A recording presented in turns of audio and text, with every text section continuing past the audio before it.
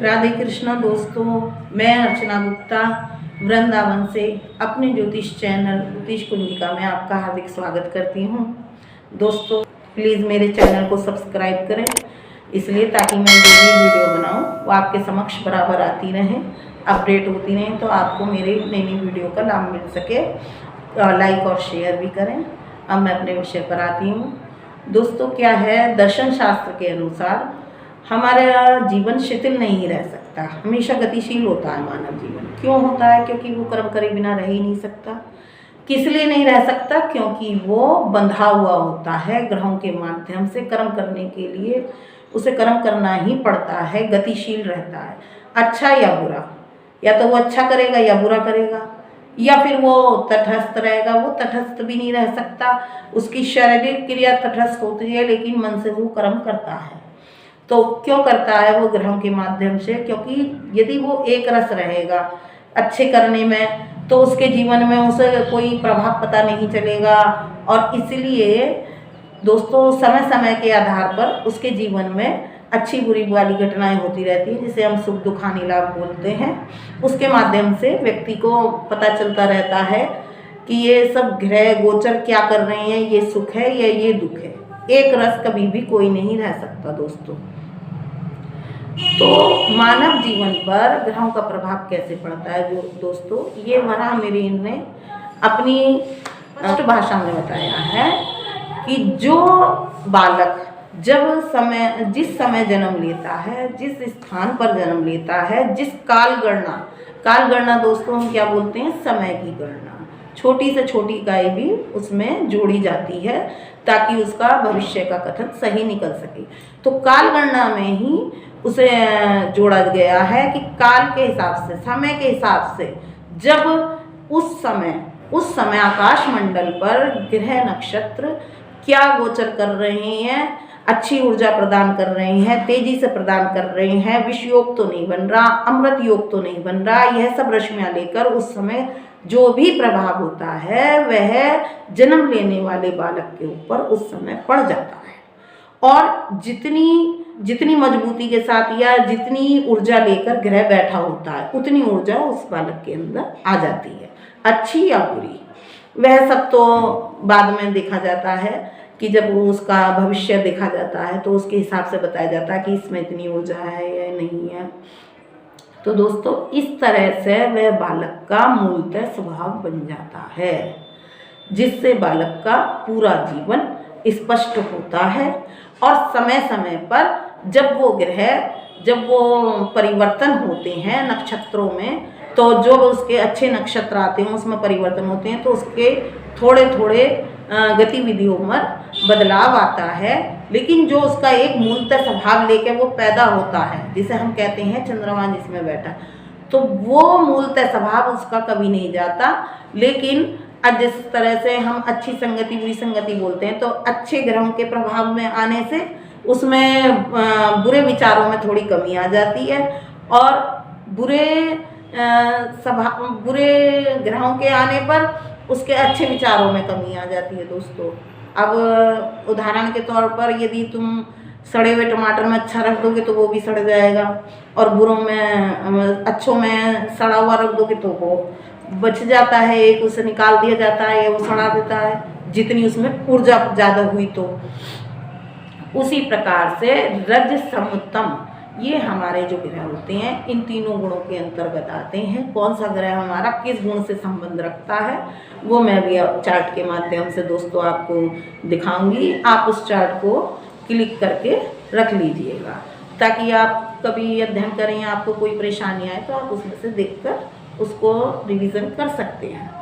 तो दोस्तों इस तरह से उस बालक का, जिसे हम कहते हैं कि नेचर और सिग्नेचर कभी बदलता नहीं है, स्वभाव कभी बदलता नहीं है, तो वो स्वभाव वही मूलतः स्वभाव लेकर हर बच्चा मौलिक गुण लेकर पैदा होता है।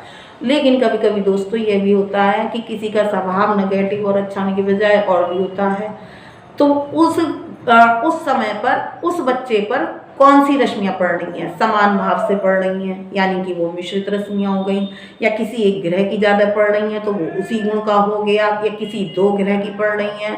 तो ये सब दोस्तों काल गणना के आधार पर देखा जाता है, समझा जाता है, तब उसकी व्याख्या करी जाती है दोस्तों। तो वराहमिहिर जी ने स्पष्ट बताया है कि इस सब का प्रभाव, जो हम कहते हैं कि हमारी दुनिया में इतने सारे लोग हैं, किसी का भविष्य तो एक जैसा होता नहीं है, सबका अलग अलग होता है, क्योंकि हमारे जो ग्रह हैं वो हमेशा गतिशील होते हैं। जब वो गतिशील होते हैं तो जब हम एक कदम की दूरी पे चले दोस्तों, जिस तरह से उसमें अंतर आ गया हमारी दूरी नापने में, सपोज करो हम ही पृथ्वी की परिक्रमा कर रहे हैं और उसमें चल रहे हैं, तो हम जहाँ जहाँ पर रुके वहाँ पर कोई घटना घटी तो उस समय उस स्थिति, उस देश, जिस देश तक पहुँच गए अब तो अलग अलग होता है। उसी तरह से मनुष्यों का जीवन भी सबका अलग अलग भविष्य इसलिए होता है कि जिस जिस समय पे कोई ग्रह टचिंग करता है तो उसी उसका प्रभाव उस व्यक्ति के जीवन में आ जाता है। तो आइए दोस्तों, मैं आपको ये चार्ट दिखाती हूँ। आप इसे मैं थोड़ा नज़दीक से दिखा दूँ ताकि आपको समझ में आ जाए और आप इसे आसानी के साथ क्लिक भी कर लें।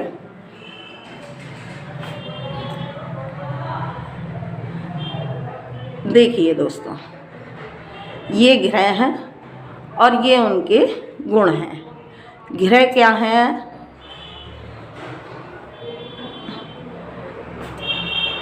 ये जो सूर्य है इसमें क्या लिखा हुआ है? तमोगुणी और तेजस्वी। तो हमारा सूर्य तमोगुणी और तेजस्वी क्यों है? क्योंकि इसमें अच्छाई या बुराई सब कुछ, जिस तरह से अग्नि है, अग्नि में हम कोई भी चीज़ डालें सब जल जाती है ना दोस्तों, कि हम उसमें कट्टा डाल दें, पिन्नी डाल दें या लकड़ी करें, मतलब कोई भी हम उसे जैसे यूज़ करेंगे, अच्छे तरीके से यूज़ करेंगे तो वो अच्छा होगा और बुरे तरीके से करेंगे तो वो होगा। सूर्य को तेजस्वी इसलिए कहा गया है दोस्तों क्योंकि सूर्य के आगे कोई भी ग्रह टिक नहीं पाता है। उसको जो ढक देता है या वो ढक देती है तो सूर्य के आगे कुछ समय तक ही होता है, लेकिन वह टिक नहीं पाता है। अब मंगल के लिए क्या लिखा है? तमोगुण और क्रोधी। क्योंकि मंगल क्या है दोस्तों? यह भी हमारा अग्नि तत्व से संबंधित है, यह भी सूर्य को बिलोंग करता है। और क्रोधी क्यों कहा है? क्रोधी इसलिए कहा है दोस्तों कि यह हमारे मानव शरीर के अंदर खून का कारक है। खून का कारक होने से तो वो क्या होता है कि ये हमारी नसों में दौड़ता है। तो जैसे कोई अप्रिय बात हो गई कोई, तो ये फौरन क्रोध में आ जाता है ना। तो जिस तरह से सूर्य तेजस्वी है, इसको हमें क्रोधी कहा गया है। अब गुरु क्या है दोस्तों? गुरु आकाश तत्व से रिलेटेड होता है, जैसा कि हमने बताया। और आकाश तत्व क्या होती है? उसमें चलने वाली हवा। तो ये क्या होता है? रजोगुणी और शांत होता है। शांत क्या होता है? ये आकाश में ही रहता है, सात्विक एवं धार्मिक। गुरु जो होता है ये हमेशा सत और धार्मिक होता है। ठीक इसी प्रकार से दोस्तों चंद्रमा भी हमारा सतोगुणी बताया गया है, क्योंकि चंद्रमा क्या है? शरीर के अंदर पानी की संज्ञा लिए हुए है। बुध क्या है दोस्तों? बुध भी एक हवा है जो सतोगुणी रूप लेके बैठी हुई है। शुक्र क्या है? शुक्र हमारा शक्ति है, ऊर्जा है ना, वो भी रजोगुण है, क्योंकि शुक्र हमारे सब वैभव का कारण होता है। शनि क्या है दोस्तों? तमोगुण से, क्योंकि शनि एक अंधकार है। जितने भी जो हम जिसे कहते हैं भूत प्रेत, ये सब क्या होते हैं? ये सब अंधकार में ही उत्पन्न होते हैं दोस्तों, सूर्य के सामने नहीं होते ये सब। तो इसीलिए सब तमोगुणी में ही आते हैं दोस्तों। इसीलिए शनि को कहा गया है। और स्वकेंद्रित क्या है? ये ग्रह एक ऐसा है कि जो अपने आप में ही केंद्रित रहता है। दोस्तों एक बात और बता दूं, पृथ्वी से शनि 9 गुना बड़ा होता है, इसलिए शनि का असर हमारी पृथ्वी पर ज़्यादा होता है। इसीलिए इसके इर्द गिर्द चंद्रमा घूमता है, क्योंकि चंद्रमा जो चक्कर लगाता है सूर्य के लगाता है, लेकिन शनि ने पृथ्वी को ढक रखा है। और दोस्तों हम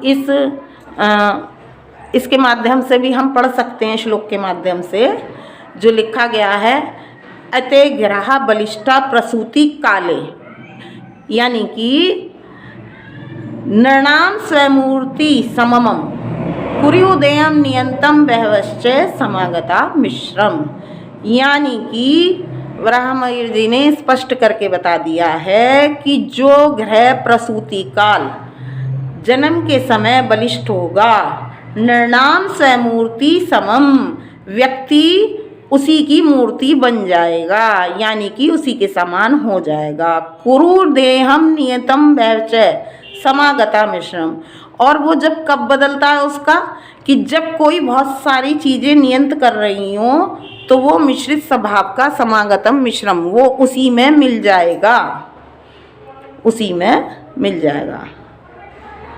तो दोस्तों अब आप सबने यह सब क्लिक कर ही लिया होगा, उतार ही लिया होगा। अब आज की वीडियो मैं यहीं समाप्त करते हुए आपसे राधे कृष्णा करती हूँ।